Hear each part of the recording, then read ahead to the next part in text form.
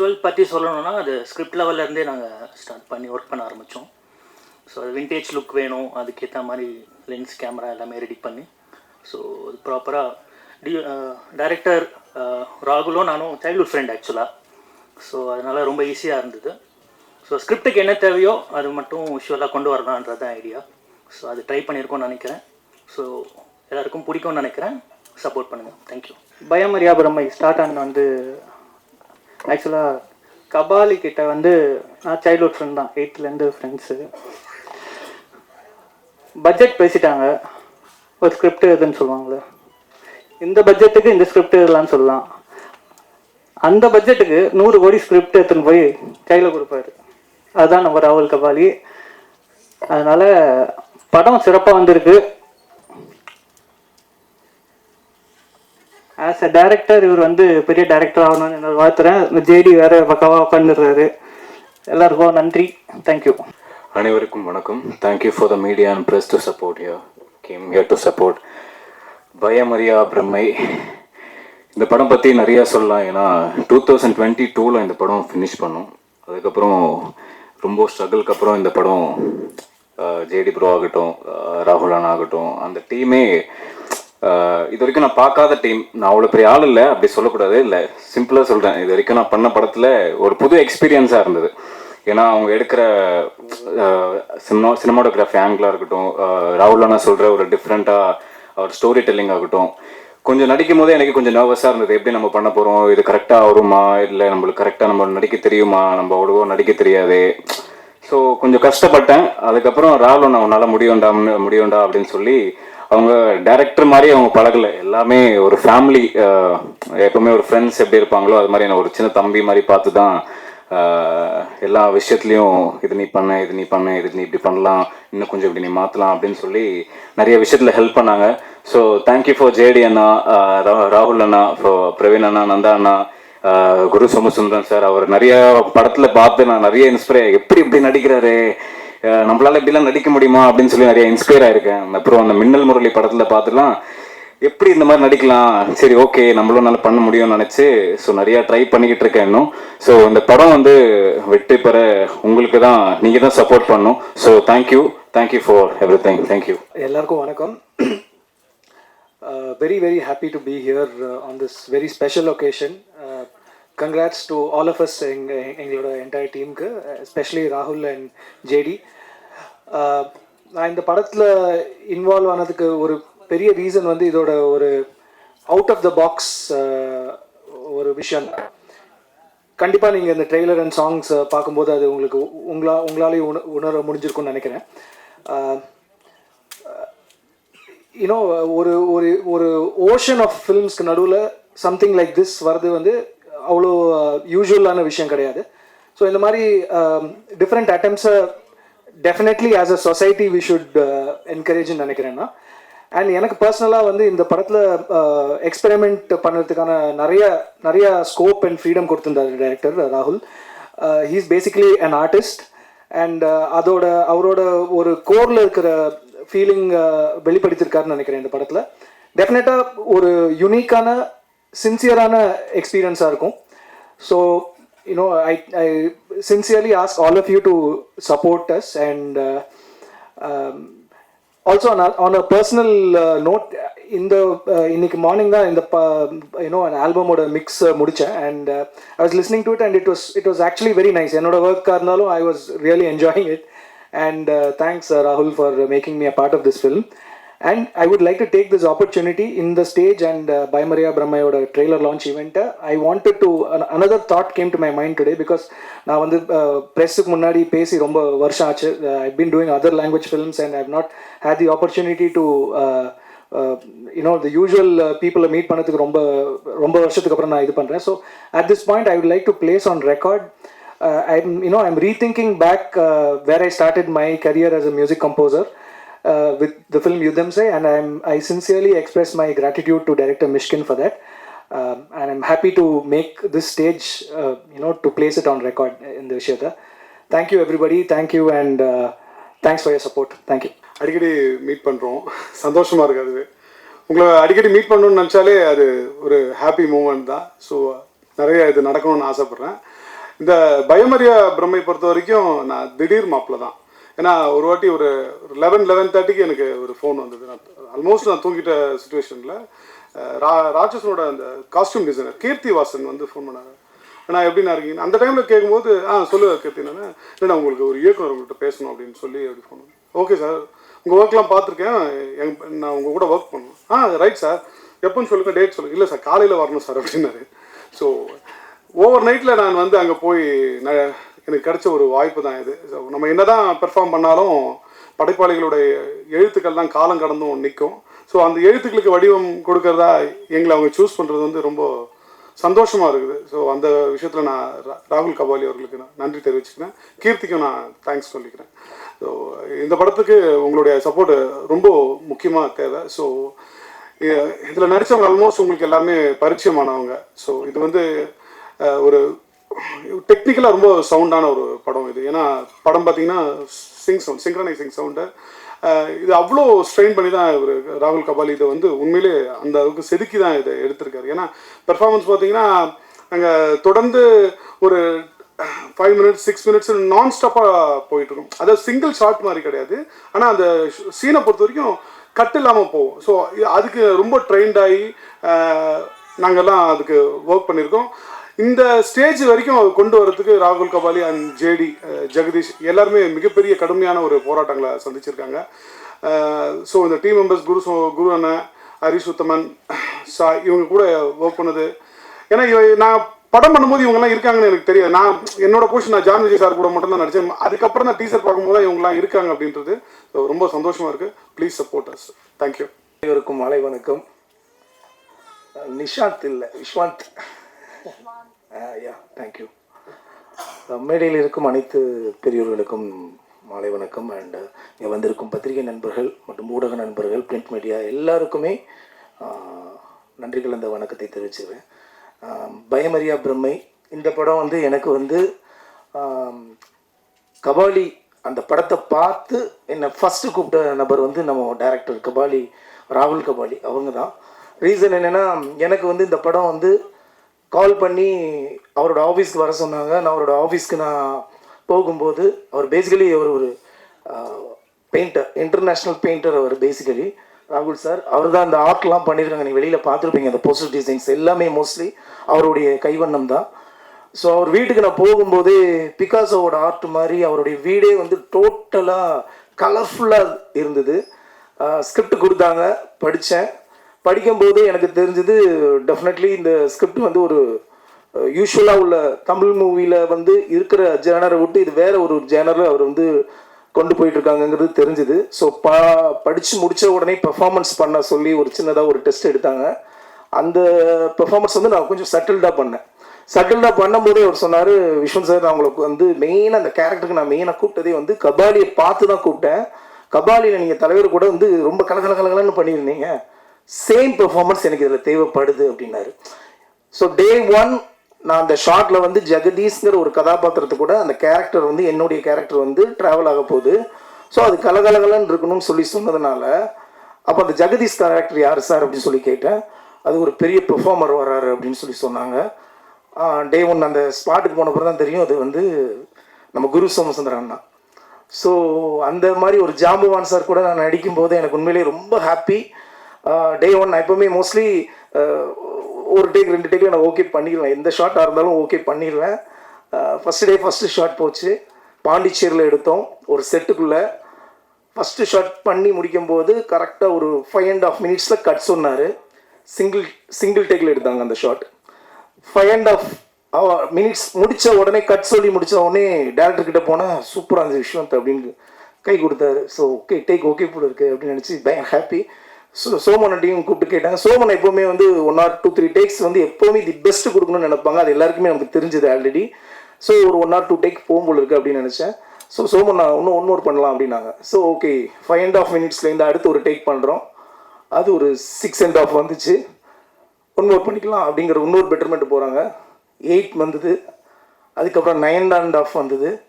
Break என்னென்னா lunch break விட்டாங்க. நான் நினச்சேன் அந்த ஒரு ஷாட் முடிச்ச பிறகு வேறு ஒரு லொக்கேஷன் போகிறோம் பொழுது அவ்வளோதான், அந்த சீன் முடிஞ்சுது அப்படின்னு நினச்சேன். பட் லஞ்சுக்கு அப்புறம் மறுபடியும் ஸ்டார்ட் ஆச்சு ஷூட்டு. ஃபைனல் டேக் ஓகே ஆனது ஈவினிங் 5:45க்கு.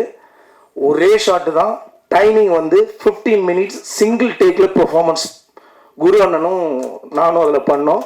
இதுக்கு மெயின் கிரெடிட்ஸ் வந்து ராகுல் கபாலி. ரீசன் என்னென்னா, அவர் ஒரு டேக்கை லேஸில் ஓகே பண்ண மாட்டார். நான் மார்னிங் 9 o'clock 9:30க்குலாம் ஃபர்ஸ்ட் ஷாட் ஓகே போல இருக்கு, ஹாப்பியாக அடுத்த ஷாட்டுக்கு வேற எங்கேயும் லொக்கேஷன் ஷிஃப்டிங் நினச்சா அவருக்கு தெரிஞ்சிருக்கு இன்னைக்கு இந்த லொக்கேஷன் மட்டும்தான் அப்படிங்கிறது. ரொம்ப தெளிவாக அந்த ஷாட்டை ரொம்ப வெல் ப்ரிப்பேர்டாக எடுத்தாங்க.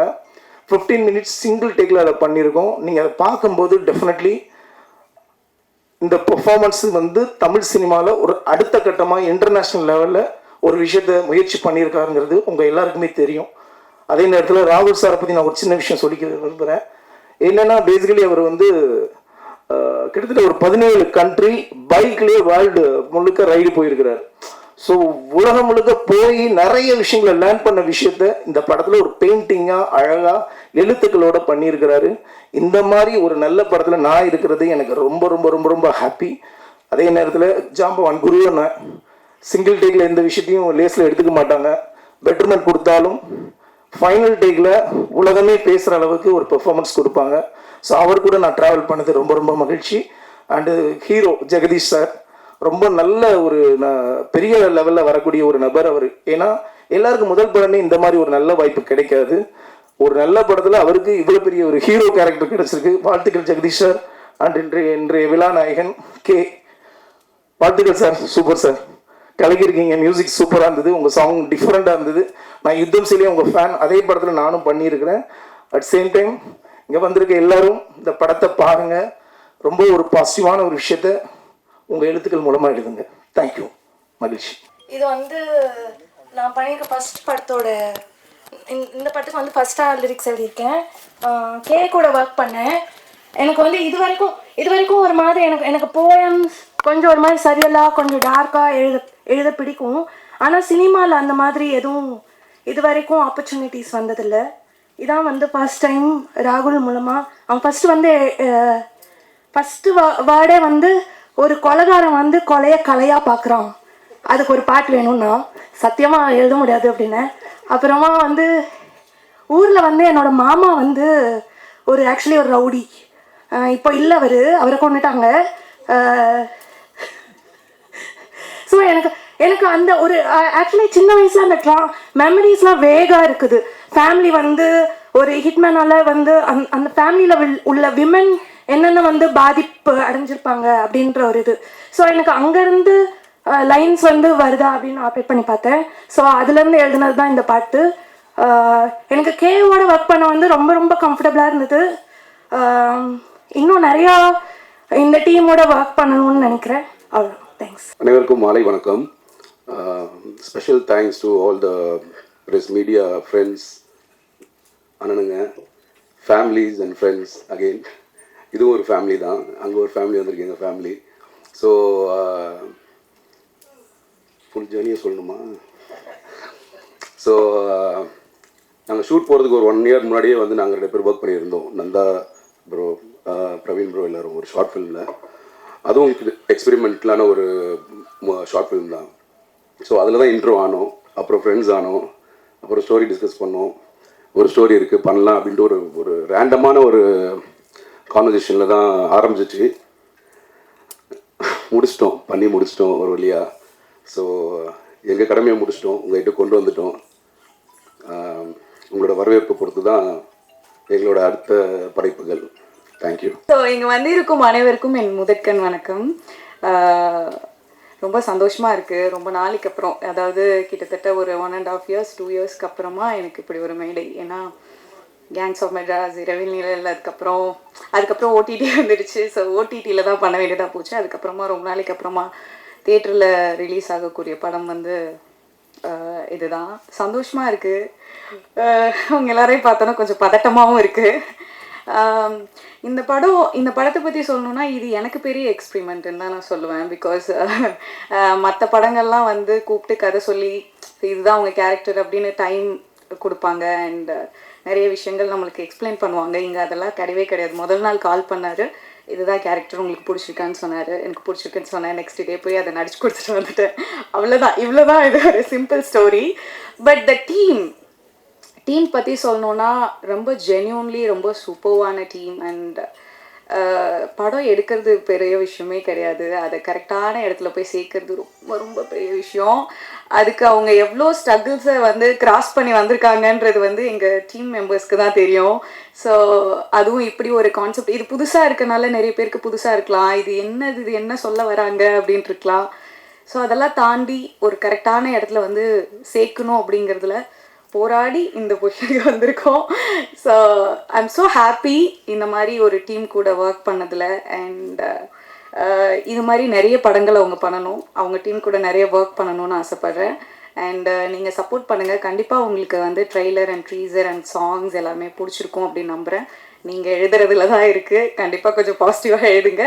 அண்ட் உங்களுக்கு கண்டிப்பாக பிடிச்சிருக்கோம். So thank you so much. வந்த அனைவருக்கும் மிக்க நன்றி. தேங்க்யூ. அனைவருக்கும் வணக்கம். ப்ரெஸ்ஸுக்கும் மீடியாவுக்கும் இந்த ஈவெண்ட்டை ஆர்கனைஸ் பண்ணவங்களுக்கும் ரொம்ப நன்றி. ஸோ இது ஒரு ஃபஸ்ட்டு படம்ன்றதுக்காக இந்த ஒரு சப்ஜெக்ட் தான் எடுக்கணும், அந்த ஒரு சப்ஜெக்ட் தான் எடுக்கணுன்ற மைண்ட் செட்டோடு போனதில்லை. ஸோ ஒரு டீமாக எங்களால் என்ன புல் ஆஃப் பண்ண முடியும், எங்களோட கெப்பாசிட்டி என்ன மாதிரி ஒரு ஸ்டோரிக்குள்ளே எங்களால் இதை ரேப் பண்ண முடியும் என்ற ஒரு ஐடியாவோட எடுத்த ஒரு படம் தான் இது. ஸோ மொத்த டீமுக்கும் ஒரு பெரிய தேங்க்யூ சொல்லிக்கிறேன். நிறைய ரொம்ப இன்சர்ட் பண்ணியிருக்கேன், அவங்கள ரொம்ப இன்சர்ட் பண்ணியிருக்கேன் எமோஷ்னலாக. அண்ட் எல்லாரும் பயங்கர பேஷண்ட்டாக ஒர்க் பண்ணாங்க. ஸோ இதுக்கு மேலே இந்த படம் வந்து ஒரு இன்ட்ரெஸ்டிங்கான அனுபவத்தை உங்களுக்கு கொடுக்கும். உங்கள் பார்க்குற ரெகுலரான படங்களும் சொல்லக்கூடாது, தவறான விஷயம் தான்.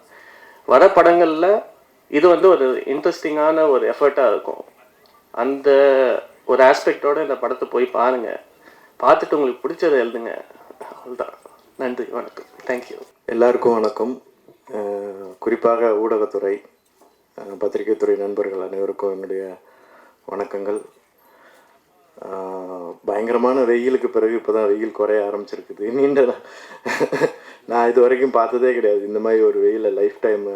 எல்லா இடத்துலையும், not only in Chennai, all over Tamil Nadu, all over India, full வெயில் வெயில் வெயில். இப்போ கொஞ்ச காலமாக மழை பெஞ்சிச்சு. 2 நாளைக்கு முன்னாடி ஒரு அழகான வானவில் 2 தெரிஞ்சது, பார்த்தீங்களா எல்லோரும்? ரொம்ப சூப்பராக இருந்துச்சு 2 நாளைக்கு முன்னாடி. ஸோ ரொம்ப அழகான சென்னை. இந்த டீம் வந்து எனக்கு திடீர்னு அறிமுகமானது. நான் அப்போ ஒரு மூணாரில் ஒரு படப்பிடிப்பில் இருந்தேன். அப்போ ராகுல் கபாலி கால் பண்ணார், இது மாதிரி ஒரு கதைக்கு கேட்க முடியுமான்னு. நான் இதுமாதிரி மூணாரில் இருக்கேன், வந்து கேட்குறேன்னொன்னே, இல்லை நாங்கள் வரோம் அப்படின்ட்டாங்க. ஓ, இவ்வளோ ஆர்வமாக இருக்காங்களே அப்படின்னு நினச்சேன்.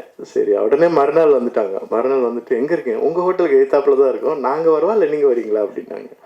இல்லை நானே வரேன் அப்படின்னு சொல்லிட்டு போய் கதை கேட்டேன். கதை பிடிச்சிருந்தது.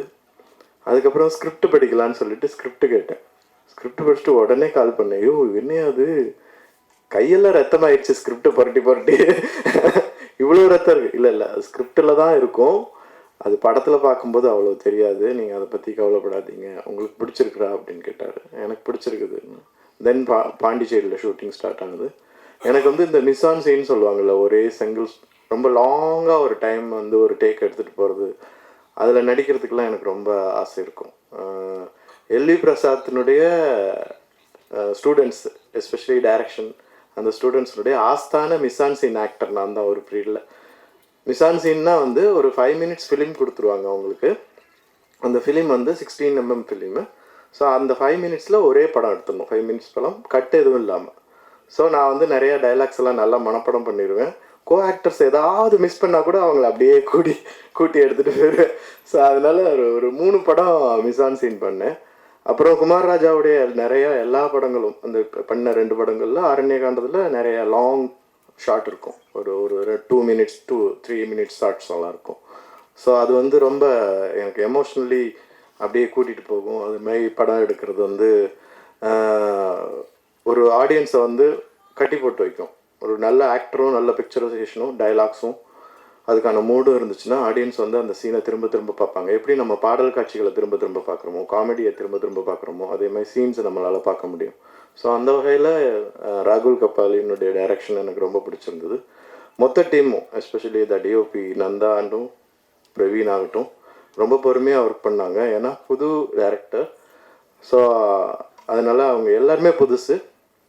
எனக்கு ரொம்ப பிடிச்சிருந்துச்சு புதிய டீமோட ஒர்க் பண்ணுறதுல. இந்த படத்தில் வந்து புதிய ஆக்டர்ஸ் ஜாக் இன்ட்ரடியூஸ் ஆகிருக்காரு. அப்புறம் வந்து ஜேடி நாயகனாக இன்ட்ரடியூஸ் ஆகிருக்கிறாரு. அவருக்கு என்னுடைய வாழ்த்துக்கள். ஒரு நல்ல நடிகராக அவர் மேன்மேலும் வளரணும்னு நான் மனசார வாழ்த்துறேன். அதுக்காக வேலை பார்க்கணும். நீங்கள் என்கிட்ட கேட்பாங்க, அண்ணனே ஒல்லி ஆகிட்டீங்கன்னு கேட்பாங்க என்னைய. நான் சொல்லுவேன், தொப்பு போட்டால் அப்பா வேஷம் தான் கொடுப்பாங்க. அதைத்தான் ஜேடி நான் உங்களுக்கும் சொல்ல விரும்புகிறேன். ஸோ இதை கேலியாக சொல்லலை, சீரியஸாக சொல்கிறேன். இது ஹெல்த்தி கான்சியஸ் ஆல்சோ. ஸோ ஜேடிக்கும் ஜாக்குக்கும் இன்ட்ரடியூஸ் ஆகிற ஆக்டர்ஸ்க்கு என்னுடைய வாழ்த்துக்கள். அப்புறம் கேனுடைய மியூசிக் ரொம்ப நல்லாயிருக்கும், நல்லா இருக்குது, நீங்கள் பார்த்துருப்பீங்க.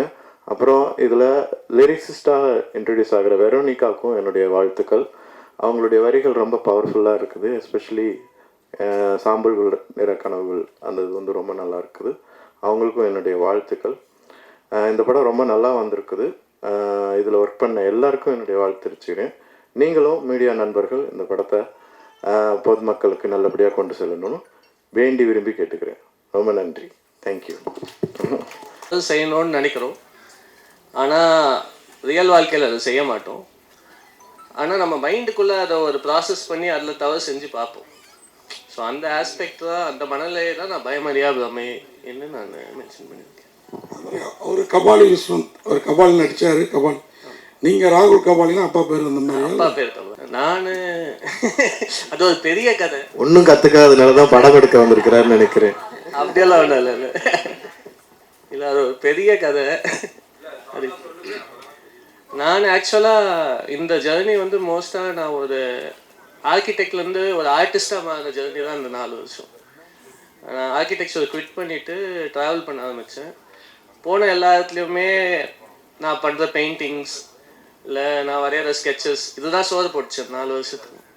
ஸோ கன்சிஸ்டண்ட்டாக ஒரு ஆர்ட் ஒர்க் மேலே ட்ராவல் பண்ணி இந்த ஒரு கண்ட்ரிஸ்க்கான வீசாஸு அந்த விஷயங்கள் காசு இந்த விஷயங்கள் எல்லாத்தையும் ஃபுல்ஃபில் பண்ணிட்டு இருந்தேன். ஸோ ஒரு பாயிண்ட்டுக்கு மேலே இந்த வேர்ல்டுக்கு நான் யார் இந்த ஒரு கொஷின் வந்து ஒரு இன்னொரு கொஷின் இருக்கும் இல்லைங்களா, நாம் யார் இந்த உலகத்துக்கு. என்னை பொறுத்த வரைக்கும் நான் ஒரு ஹானஸ்டான ஆர்டிஸ்ட். அந்த ஒரு விஷயத்த நான் உணர்ந்தேன்.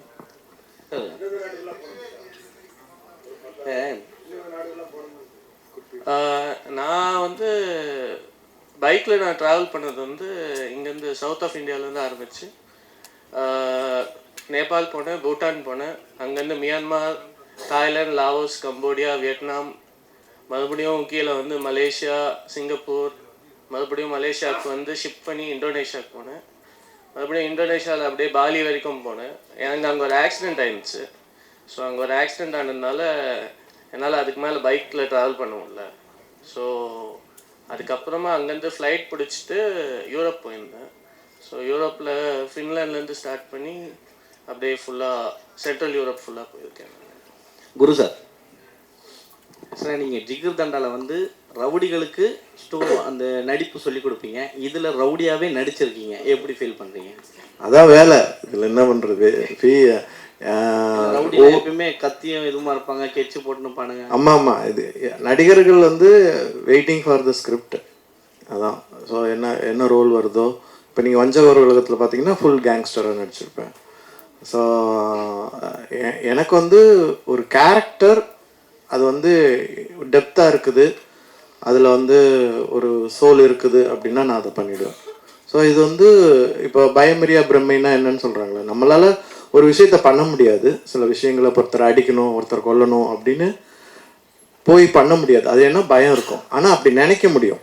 ஸோ அதான் பயமறியா பிரம்மை. ஸோ ஒரு பேசிவ் ஆங்கர் இருக்குதுல்ல நம்ம மனசுக்குள்ளே, அடக்கப்பட்ட கோபங்கள்லாம் இருக்குதுல்ல, அதெல்லாம் வெளிப்படுத்துகிற மாதிரி இருக்கும் ஒவ்வொரு கேரக்டரும். அதில் ஒரு கேரக்டர் இந்த ஜேடியினுடைய இன்னொரு ஃபார்மாக ஒவ்வொருத்தரும் நடிச்சிருக்கிறோம். ஸோ அதில் நானும் பண்ணியிருக்கிறேன். டேரக்டர் அவர் சொல்லும் போது ஜேடியோடைய மாமா தான் ரவுடியாக இருந்தார் அப்படின்னு சொன்னார். ஸோ அவருடைய ஸ்டோரியை தான் நீங்கள் எடுத்திருக்கீங்களா? எங்கள் மாமா ரவுடியாக அவங்க அதுதான் எஃப்ஐஆர்லாம் போட்டு ஆக்சுவலாக அந்த ஸ்டோரியை சொல்லி அதை எடுத்தீங்களா, இல்லை நீங்களா கிரியேட் பண்ணீங்களா? இல்லை இல்லை இல்லை, இது நாமளாக கிரியேட் பண்ண ஒரு கேரக்டர் தான். சார் சொல்கிறப்ப குரு சார் சொல்கிறப்ப யாரும் நம்ம மனசுக்குள்ளார நம்ம நினைக்கிறது, இப்போ ஒருத்தங்க நமக்கு ரொம்ப விரோதியாக இருக்காங்கன்னா அவங்கள தீர்த்து கட்டணும் அப்படின்னு நினைப்போம். ஆனால் தீர்த்து கட்ட முடியாதுல, சட்டம் அதெல்லாம் இது இல்லை. அப்படிங்கிறப்போ அப்போ நமக்குள்ளார இருக்கிற கேரக்டருங்க தான் இல்லையா? ஆமாம், நம்மளுக்குள்ளே இருக்கிற அந்த தாட்ஸ் தான்.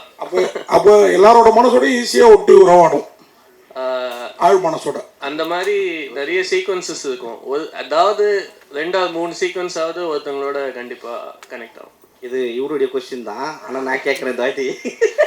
இல்லை, எப்பவுமே கேங்ஸ்டர்ஸு இந்த ரவுடி அப்படின்னாவே ஒரு டான்ஸு, ஒரு மாடல் அந்த மாதிரி உள்ள இருக்கும் ஐட்டம் சாங் ஏதாவது. உங்களில் என்ன ரொம்ப சைலண்ட்டாகவே இருந்தது?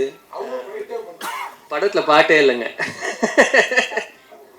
ஏன், என்ன காரணம்? ஏதாவது முக்கியமாக? ஏன்னா இப்போ வர படங்களில் மோஸ்ட்லி பார்த்தீங்கன்னா மகாராஜாவில் கூட கிடையாது. இல்லை, தேவைப்படல. நம்ம ஒரு மூடோட ஒரு நரேட்டிவ்க்குள்ளே போகிறோம். ஸோ கஷ்டமான வேலையே ஆடியன்ஸ் அந்த மூடோட அந்த நரேட்டிவ் ஃபாலோ பண்ண வைக்கிறது தான். ஸோ இந்த ஒரு விஷயத்தில் நான் எப்போவுமே இந்த மாதிரி தான் இருப்பேன்.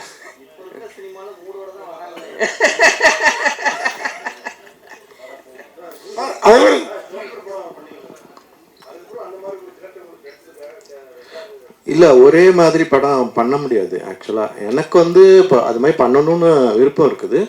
ஒரே மாதிரி கதைகள், ஜோக்கர் மாதிரி அந்த போராட்ட களம். நான் ஒரு ஆர்டிஸ்ட், நான் வந்து போராளி கிடையாது. ஸோ எனக்கு அதே மாதிரி கதைகள் பண்ணுறதுல இஷ்டம் இல்லை தான். நான் அதனால தான் அந்த மாதிரி கதைகளை சூஸ் பண்ணலை. ஆமாம், வந்ததுன்னா அதில் இன்னும் நல்ல ஸ்கிரிப்ட் வேல்யூ நல்லா இருந்ததுன்னா பண்ணியிருப்பேன். பட் அதே பேட்டர்னில் இருக்கும்போது நான் அதை பண்ண விரும்பல. அது காரணம் என்னென்னா, நான் ஒரு 10 ஆண்டுகள் வந்து ஒரு நாடகத்துறையில் இருந்திருக்கேன், கூத்துப்பற்றையில். நிறைய விஷயங்கள் கற்றுட்டு இருக்கும்போது நான் ஏன் ஒரு வடை மட்டுமே போடணும்? எனக்கு பூரி, பொங்கல், பிரியாணி எல்லாம் பண்ண தெரியும். ஸோ அதையும் சேர்த்து பண்ணலாமேன்னு வெயிட் பண்ணுறேன். தேங்க்யூ.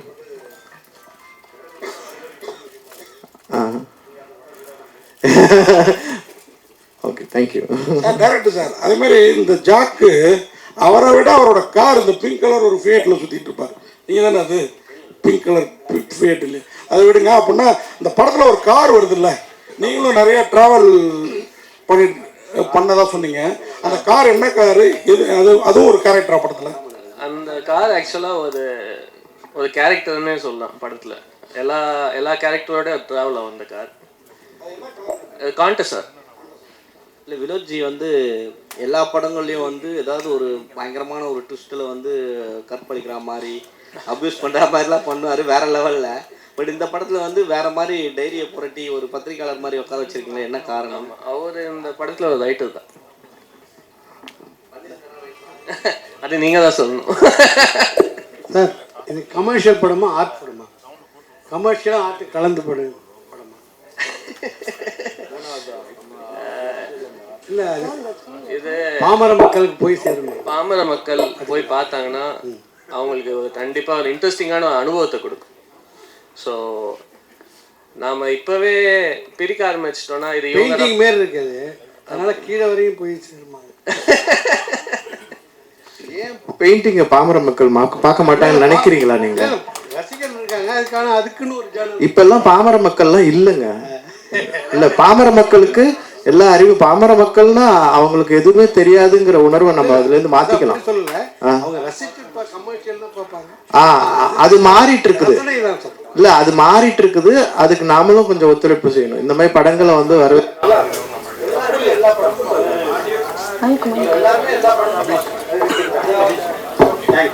சார், இதுல வந்து பிரம்மையில இம்ம மொட்டை தலைகீழா போட்டிருக்கீங்க. அதுவே பிரம்மையா இல்ல இது காரணம் இருக்கா? ஆக்சுவலா அந்த இம்மே வராது. ஸோ அது நான் டிசைன் இந்த மாதிரி தான். அது வந்து டிசைனுக்காகவும் அதில் ஒரு ஆஸ்பெக்ட் இருக்கு, அது நீங்கள் படம் பார்க்கும்போது உங்களுக்கு தெரியும். ஸோ அதுக்காக வச்சேன் நான். தேங்க்யூ. சொல்லுங்க.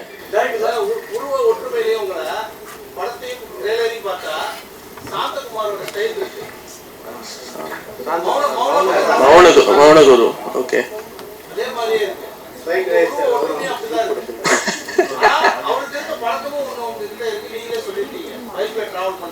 ஆமா, இல்ல மீட் பண்ணதில்லை நான்.